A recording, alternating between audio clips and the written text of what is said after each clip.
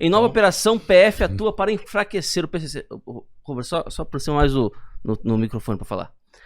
A Polícia Federal deflagrou nesta terça-feira, dia 25, a Operação Expurgo, cujo objetivo é impedir a tentativa do primeiro comando da capital de expandir os domínios da facção para o Rio de Janeiro. Rapaz, olha o barril de pólvora aí, hein?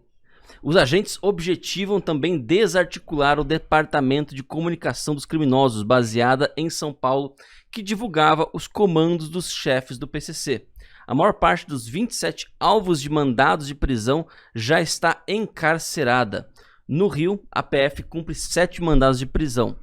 1 em Realengo, e na zona oeste do Rio, 1 em 3 rios, no sul fluminense, 5 em presídios da capital. De acordo com a Justiça, há alvos em São Paulo, Pernambuco, Minas Gerais, Pará, Espírito Santo e Mato Grosso do Sul. Iniciadas em dezembro de 2018, as investigações apontam que os chefes do PCC planejavam expandir a atuação do crime para o Rio de Janeiro. Dessa forma, firmaram parcerias com bandidos já atuantes no estado. Além disso, mesmo presos, os comandantes do PCC coordenavam os subordinados de dentro dos presídios estaduais. A PF identificou vários celulares sendo utilizados por eles.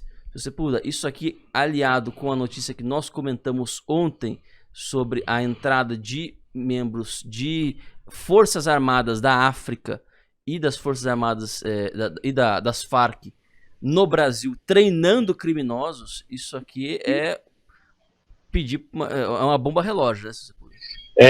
Ítalo, eu estava aqui me lembrando da notícia que nós vimos ontem, né?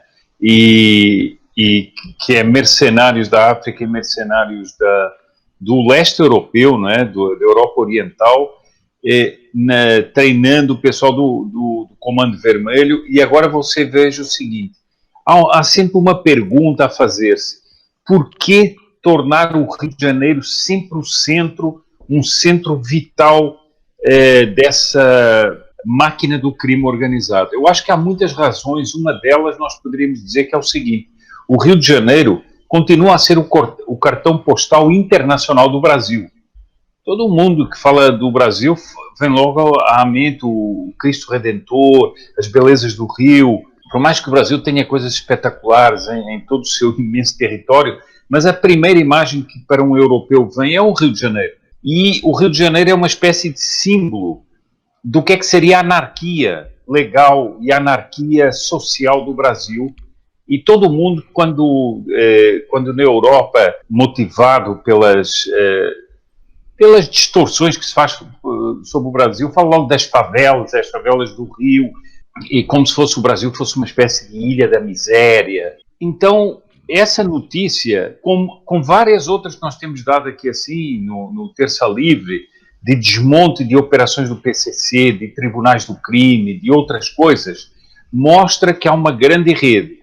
Agora, o PCC, como nós já vimos aqui, isso é publicado em jornais, não tem nenhuma revelação especial, tem ligações com o Hezbollah, tem ligações internacionais também. Então nós vamos vendo um emaranhado de crime organizado e crime internacional, transnacional, em operações que vão sendo revelados sim nessas operações ou em informações do sistema de inteligência. E nós vemos que o Brasil é uma espécie de tornou-se, e esse tornou-se não é agora, né? Tornou-se ao longo destes anos todos, de complacência com o crime organizado, por uma política ideológica, tornou-se um ninho de todos esses grupos.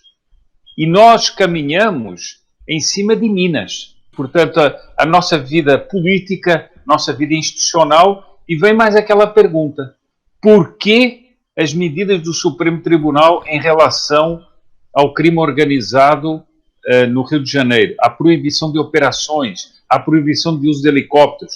Porque quem foram os partidos que foram reclamar isso ao Supremo Tribunal Federal? E por que razão eles foram pedir isso ao Supremo Tribunal Federal? Então, o que nós vemos é essa distorção institucional do Brasil caminhando com um submundo que é um submundo muito mais grave do que nos parece à primeira vista. Não é apenas o criminoso, mas são super redes de crime organizado com conexões internacionais e, desculpe, milicianos, pessoas com treinamentos militares de outros países, não vêm aqui de graça, né?